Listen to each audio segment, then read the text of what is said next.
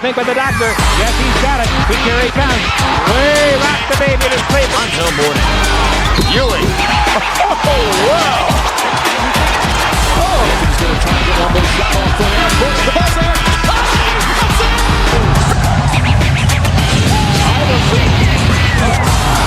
How about that? Steps over Toronto. He thought about three. He'll put up a three.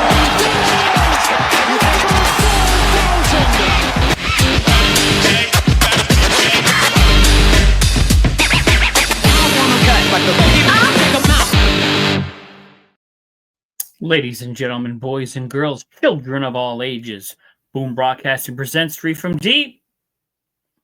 I'm your host, Jason Calenzo. Welcome to the show. Happy Monday, guys. Thank you very much for joining me here on Three from Deep on this Monday.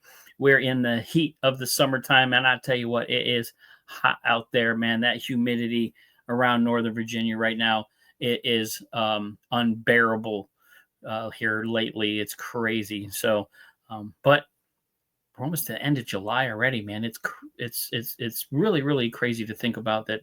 Kids will be going back to school soon. I'm sure parents are happy about that. We got football starting pretty soon, guys. I'm super stoked about that. And if you don't know, stop what you're doing, like and subscribe. Make sure you set up yourself for the alerts because Boom Broadcasting jumps into football.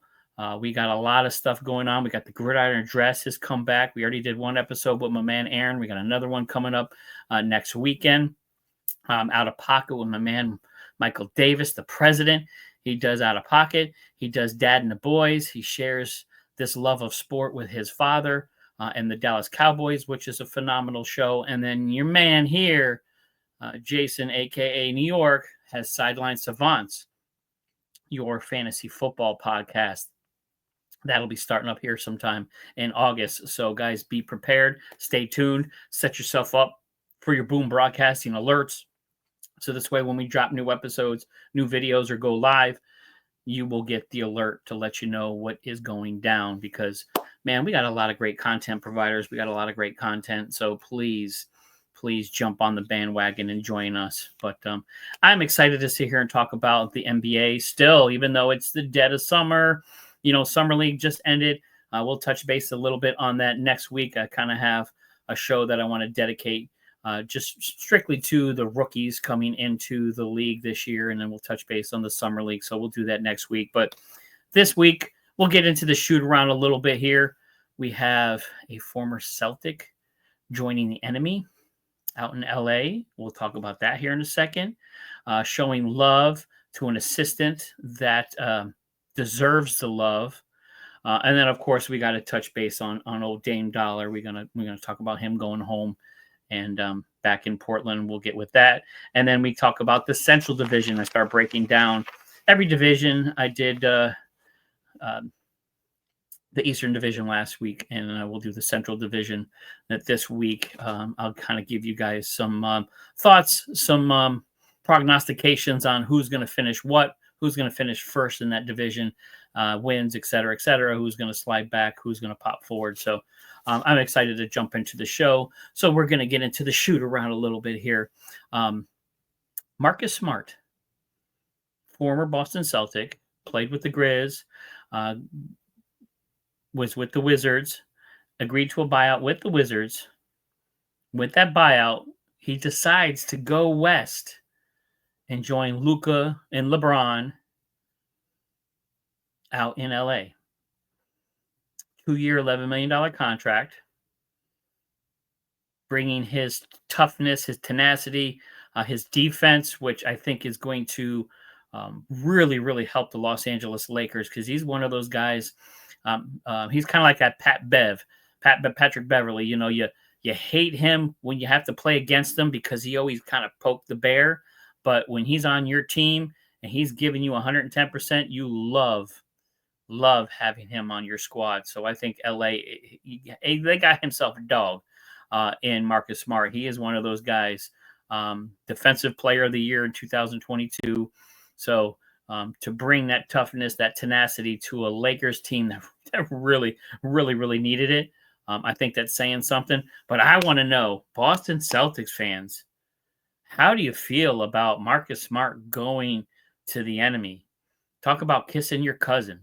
Um, Marcus Smart, 9 years in Boston, won a chip with them, kind of beloved by the Celtics fans. Again, one of those guys, does a lot of the dirty work, really ingratiated himself with the Celtics fans. I know they hated seeing him leave. Of course, he went to the Grizzlies, then popped over to the Wizards. So I don't think there's a lot of hate with that. But now going to play for the Los Angeles Lakers, I have a feeling he's going to catch some flack for that, being a former Celtic. So any Boston Celtic fans out there, let me know. Let me know what your thoughts are about Marcus Smart heading over to the Lakers. I think it's a good move. They got Ayton to play center, which I think that's going to revitalize his career because now you're playing with LeBron James, possibly, on his farewell tour. You're playing with Luka Doncic, one of the top 5 players in the world, coming back all svelte and all ready to play here. Luka, full season as a Laker. I think that's going to be a lot of fun to watch. They also picked up, I got my little list here, they extended Jackson Hayes at center, which, again, they needed all the center help they can get. So Ayton there was a Band-Aid covering up a bullet wound there. They got the forward Jake LaRivia. I'm probably saying his name wrong, but they like him. They like his 3-point shot. And then guard Ado Thero. So Lakers got a few guys this offseason. No big boppers yet.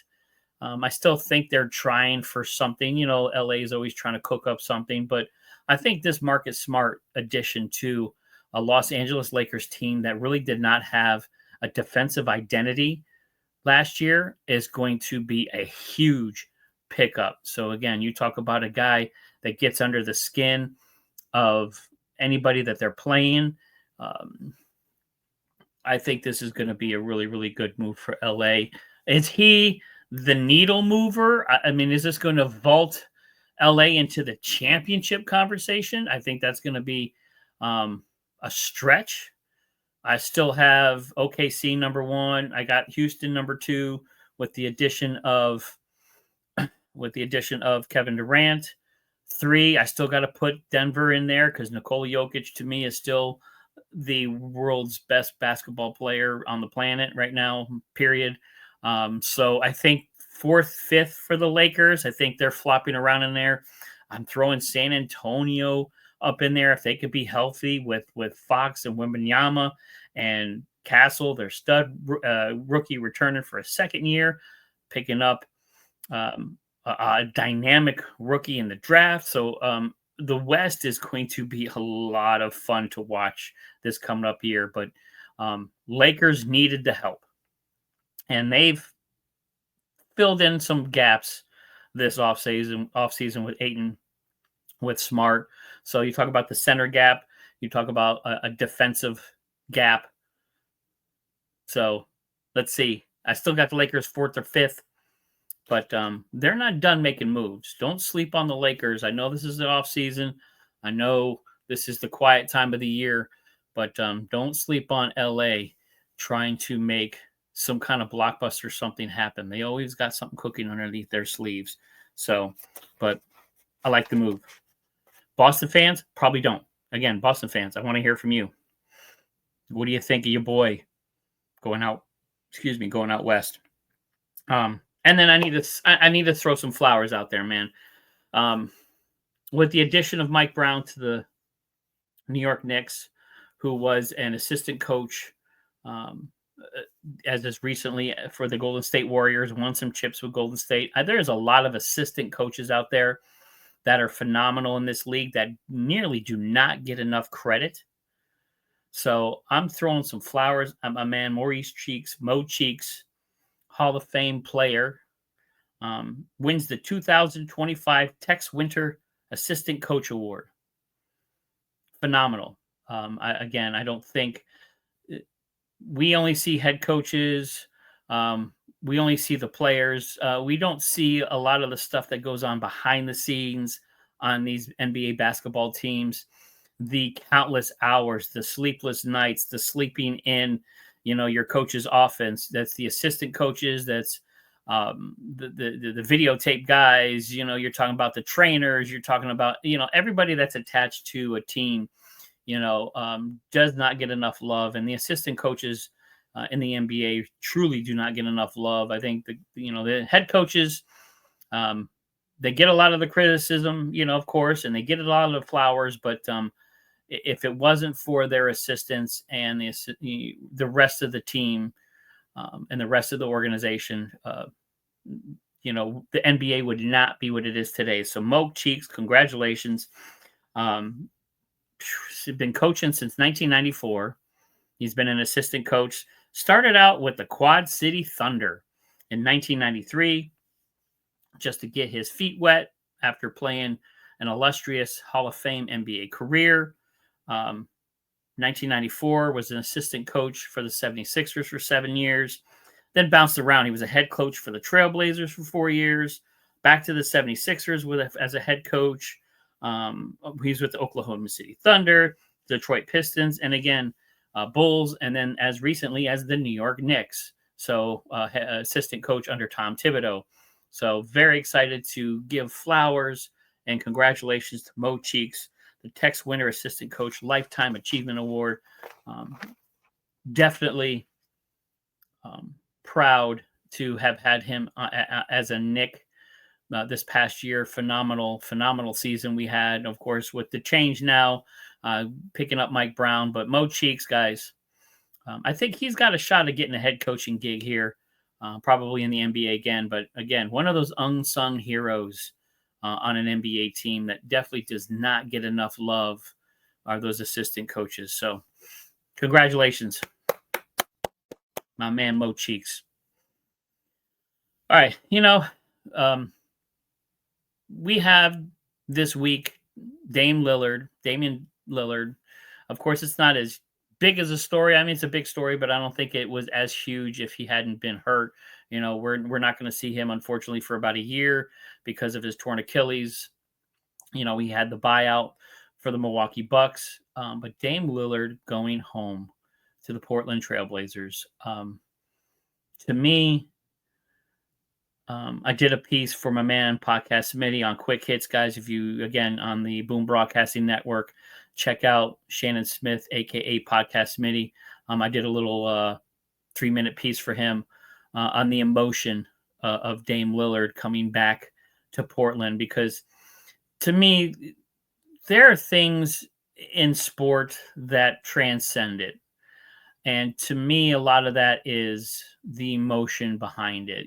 These guys make decisions sometimes on a professional, hey, I'm making a basketball decision. I want to go to this team because I want to play with this guy, or I want to go play for this organization because they're committed to winning.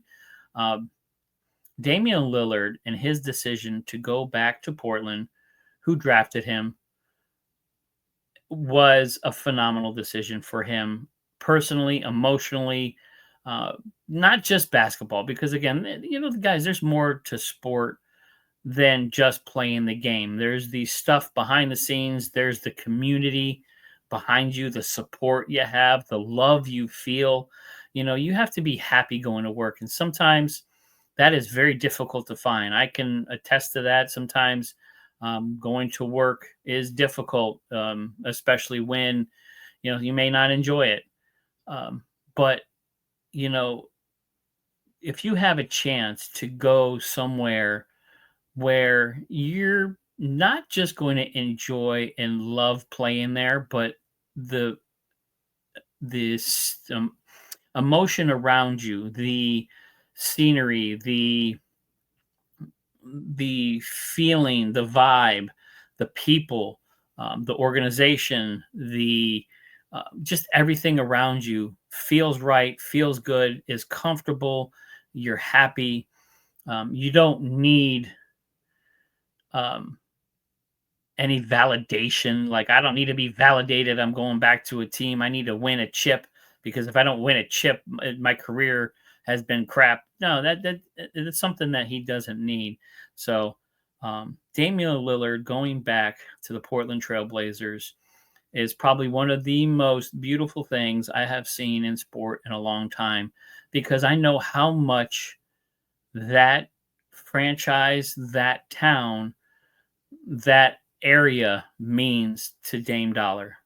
He never wanted to leave. I look at the peer pressure that comes along with sport, is huge. It's a lot to deal with. And he spent 11 years in Portland. He had some great years, and then he had some not so good years. Towards the end there, it got a little rough. So I can see why finally he succumbed to the peer pressure and wanted to go try something different and bring his talent somewhere else. Went to Milwaukee. Like, he played well, but ultimately didn't succeed the way I think either he wanted to, or he wanted other people to see him succeed that way. I mean, he didn't do what other people think they wanted him to do. And for him to be able to get out of Milwaukee, get paid, because who wouldn't want to get paid? For him to get out of Milwaukee, get paid, and then to be able to have the opportunity to go back to the Portland Trailblazers, to a town, to an organization, to an environment that is nothing but love. I'm jealous. I'm not jealous because I can't dunk a basketball. I'm not jealous because I'll never win a championship. But just that feeling of being somewhere and having the opportunity to go where you are going to just be loved and unconditionally. And I cannot wait a year from now when he steps onto that court and that first game, the love he is going to get rained down on him is going to be, I think, uber emotional, not only for that town, but for him, as much as he loves the city of Portland. Because I've seen a lot of athletes that love the town that they're in, that they love, you look at, a D Wade down in Wade County down in Miami. You looked at, back in the day, like Ken Griffey Jr. in Seattle. And then when he left to Cincinnati, it was never the same. D Wade leaving Miami was never the same. You have guys that love towns that are literally just a fixture there. Michael Jordan in Chicago. You talk about godlike creatures that walks amongst us in these cities where they are just loved. I'm a huge New York fan, of course. You look at somebody like Derek Jeter. Derek Jeter is not just beloved in New York City. He is, it's hard to even explain. He is the emotional embodiment of what sport is and what an athlete means to a city, to a franchise, to a fan base. The raw emotions that it brings out in people. And Dame Lillard is just that in Portland. He loved and loves that city more than anything. I think more than basketball. Music, he does that. It's just one of those things that, it all transcends. Love transcends everything. And I'm super excited to see him go back. Excuse me. I know a lot of people out there, a lot of basketball heads are like, "Oh, Dame, what are you doing, man? You can go chase a ring. You can go play in LA. You can go, go somewhere where they're going to, sign for a veteran minimum and, go get yourself a ring." Yeah, sometimes, there's things in life that are more important. And Dame Dollar showed that. He showed that, love, home, comfort, emotion is more important than chasing a ring. So I love the move. I know a lot of people don't, but I am super excited to see Damian Lillard back in a Portland Trailblazers uniform. I don't think he ever should have left. I really believe he should have told the people that really were pressuring him, peer pressure and all that, like, guys, eat it. I love it here. I don't want to go anywhere. And I think him going back, especially after this Achilles injury, he's going to need that emotional support to get back from this injury. He's going to get it. So Love the move. Dame Dollar, I'm excited to see you back in Portland, man. Fantastic. Can't say anything else about it. All right, guys, we're going to get out of the shoot around here a little bit here. And again, we're going to jump in. I'm trying to break down each division here this summer. We're going to jump into the Central Division. We got the Cavs, Pistons, Bucks, Bulls, and Pacers. Of course, Indiana last year coming out and of the East and making the NBA Finals on I want to say a historic run, man. Of course, as a Knicks fan, it hurt to watch us get beat by Halliburton and doing the choke thing and all the other stuff. But of course, Indiana just could not get it done. Halliburton getting hurt with the Achilles. Now he's out a whole year. I think that hurts, and that hurts that division too. But let's jump into this. I'm going to talk about first. We'll start from 5 to number 1. My number 5 team in that Central Division is going to be the Indiana Pacers. I think losing Halliburton, you had Miles Turner leave and go to Milwaukee now. So I think that's a huge hit. So no Turner, no Halliburton. You got Benedict Mathurin. You got Andrew Nebhard, Aaron Nesmith, Obi Toppin, TJ McCollum, who I love. I think he's a phenomenal guy. That you got a lot of bench depth, but starting depth to kind of lose Halliburton and lose Turner. So now you're talking about 2 key starters off of your team. And I think Indiana is kind of taking a page out of the Boston Celtics playbook because, with Tatum being hurt, the Celtics jettisoned a lot of money.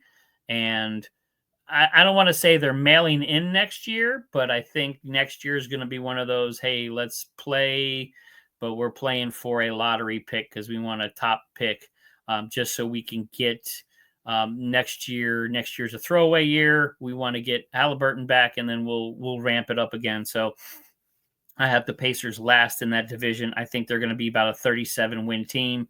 I hate saying that, but I also like saying that as a Knicks fan. But I don't see them really making noise. They have some good players on that team, but most of them are bench guys. To lose 2 starters, that's going to hurt. My number 4 team in that division is going to be the Chicago Bulls. I think they hit 40 wins this year, but we still got some questions with Giddey. Don't really have a huge superstar on that team. I mean, how the Bulls have fallen over the years. Once Derrick Rose left, it has been pretty bad in Chicago. Again, as a Knicks fan, I kind of like saying that, but as an NBA fan, that is super disappointing. When you had the Jordan years, when you had the Derrick Rose years, to watch the Bulls, what that organization has become, a huge market, to not be able to really land a huge superstar, to really not make any noise in the playoffs. It's just very disappointing. But yeah, I got them at 40 wins this year. Kobe White, I like, averaged a little over 20 points a game.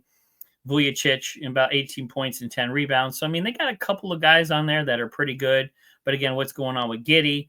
And then what are they doing to attract superstars? What are they doing to draft the right guys? I don't know what Chicago's doing. I don't have them as the worst team in this division, but it's going to be pretty darn gone close.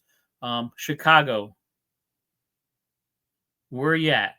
It is time for you to bring back some of those yesteryears, man. I mean, get somebody. Go out there and try. I don't even know what they're doing. I don't know. Chicago, disappointed. I think they need a complete overhaul in that organization. But let's jump to the 3rd in that division. I'm going Milwaukee Bucks. I think they're going to have about 44 wins this year. No Dame Lillard, of course, he's out. But they did sign Miles Turner away from Indiana. They did get Cole Anthony to join the team. But Giannis, and this is what it all comes down to. Knock on my microphone. How does Giannis Antetokounmpo feel?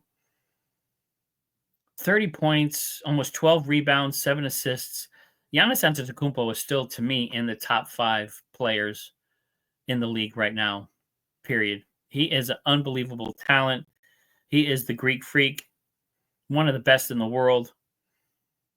But emotionally, is Doc Rivers the guy? There's a lot of knocks against Doc Rivers.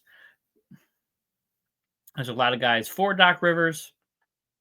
I'm kind of undecided. I like Doc Rivers as a person, as a fan, as a coach. He has his moments. He's one of those guys that sometimes, again, you scratch your head and go, why did you do this? Bounced in the playoffs early last year. I think the Bucks can make the playoffs this year, especially if they keep Giannis, if Miles Turner shows up and plays well, if they can get some more good play out of some of their role players. I just don't know if they have enough to really break through and be one of those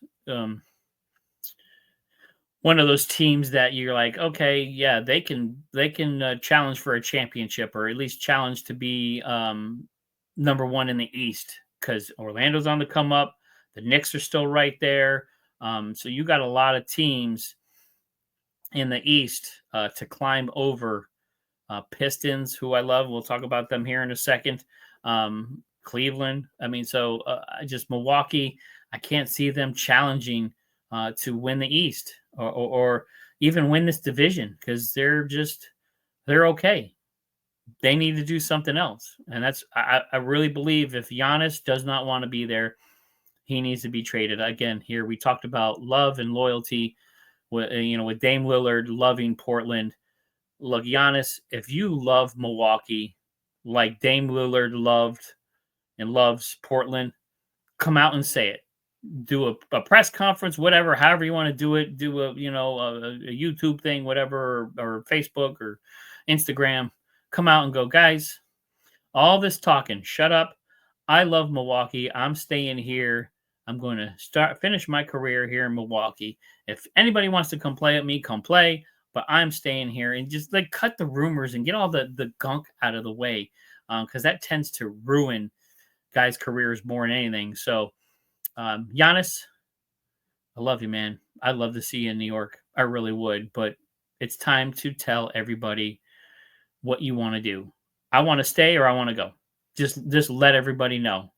And I think that everybody can move on, and you won't have to answer any of these questions. So I think that's going to hurt more once this season starts ramping up, is you're going to get all these questions. Hey, are you going to stay? Hey, if you start losing, are you going to stay? So Giannis, it's time. Milwaukee, 44-win team.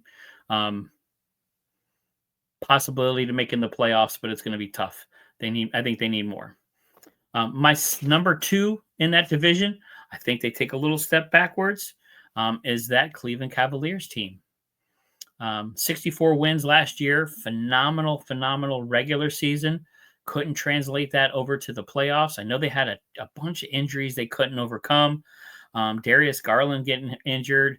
He won't be back too soon in the beginning of the season, so they're going to miss him in the beginning of the season. They did add Lonzo Ball. Can he stay healthy? Larry Nance Jr., so they did add some pieces, but are those guys needle movers? I don't really think so. You still got D. Mitch, Evan Mobley, Jared Allen. I think they fall off. It's going to be tough. You have some teams getting better. I think they're a 49-win team. I still think they can get 49, 50 wins. I think they win 49 this year. That's where I got them. As hot as they were the last 2 years, I think it finally catches up to them. Disappointing in the playoffs, even with injuries. Everybody's injured at the end of the season. You got to fight through them. You got to figure it out. Bench depth, they weren't as deep as the Indiana Pacers, and you saw the pace of play. Cleveland kind of needs to change some things up, because Indiana blew by them during the playoffs. So it'd be interesting to see how Cleveland bounces back from that. But I got them as the second team in this division. My number 1, and a team on the come up that you better watch out for, are the Detroit Pistons. Detroit Rock City is back.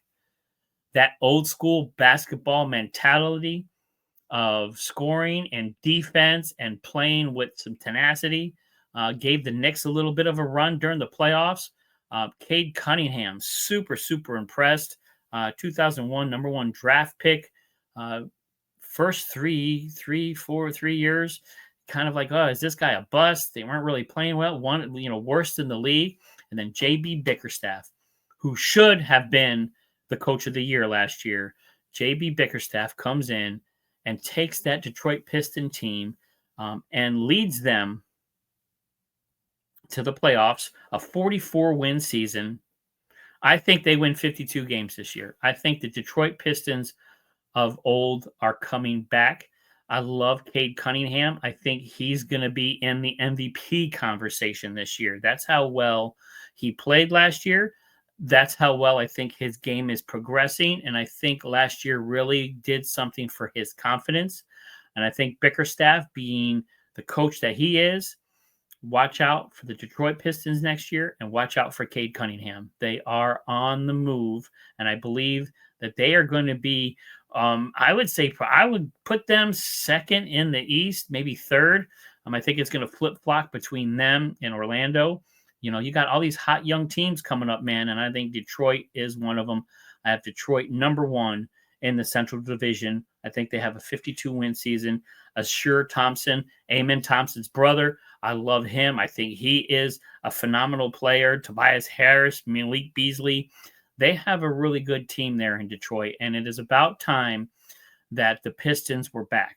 And they are going to be back, guys, and they're going to do something this year. So watch out. That old school defense, the little bit of the chip on the shoulder, that blue-collar mentality that Detroit is known for, Detroit Rock City is coming next year. So, guys, that was my Central Division. Again, I got the Pistons 1, Cavs 2, Bucks 3, Bulls 4, and Pacers 5. Let me know your thoughts. Let me know if you think somebody else is going to bubble up. If I'm crazy, not crazy, give me a shout, man. I love hearing from you guys. I love talking with you, man. I love interactions.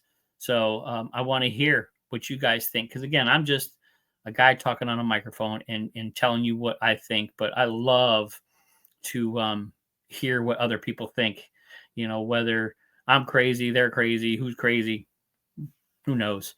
But, man, I'm still excited. The season coming up, I'm excited because this offseason, I still think there's something else coming. I still think there's something big coming. So NBA fans, be ready. I'm feeling a vibe out there. So I may be wrong. We've had some cool moves so far this offseason, but something's bubbling up. So, guys, thank you very much for joining me here. Again, I'm Jason Calenzo. This is 3 from Deep. You will catch me next Monday at 12 o'clock on the Boom Broadcasting Network. Please like and subscribe. I love you all. Thank you so much. Peace.